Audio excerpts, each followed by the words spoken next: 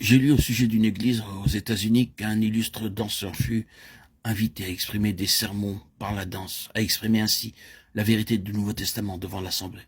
C'est pathétique, tragique et affreux.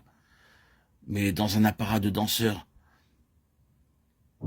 les pieds nus, dansant devant une congrégation, il était censé exprimer par la danse la vérité du Nouveau Testament.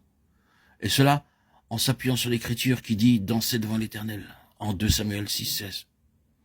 Directement issu du monde théâtral et introduit dans ce qu'on appelle l'Église pour réaliser une telle chose. C'est peut-être un cas extrême, mais cela peut trouver une place dans le concept de garder la religion vivante et être considéré comme bon.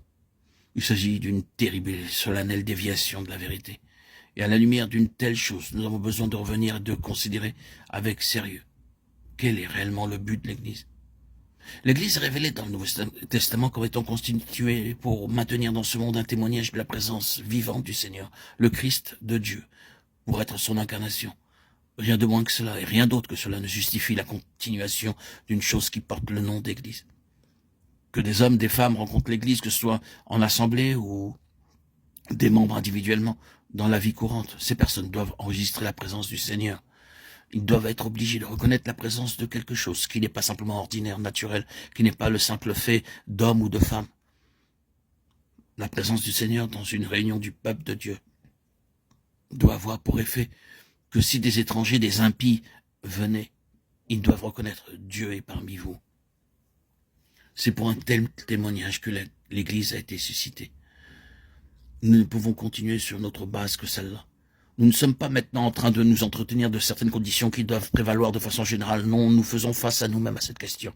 La seule chose qui justifiera notre existence ensemble, en tant que peuple de Dieu, et que l'unique trait suprême et prédominant parmi nous sera celui d'un témoignage de la présence du Seigneur par sa vie au milieu de nous. De telle sorte qu'il sera confessé. Dieu est au milieu de ces gens-là.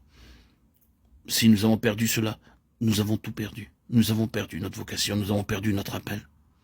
Oh, que nous puissions voir ce que signifie « moi en eux ». Ainsi, nous avons le mystère de la nature divine qui fut manifesté en chair en Christ, perpétué maintenant dans les siens. Ce mystère est grand. Je dis cela par rapport à Christ et à l'Église. Nous sommes justifiés par l'Esprit.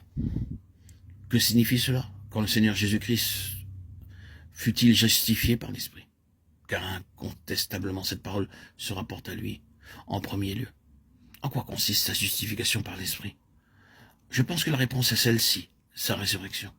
Je crois que la justification du Seigneur Jésus apparaît dans le fait que Dieu le ressuscitera d'entre les morts. Il peut y avoir un sens plus large, une explication plus générale, mais je crois qu'ici, nous avent le cœur même de cette justification. Et il eut lieu quand Dieu le releva d'entre les morts.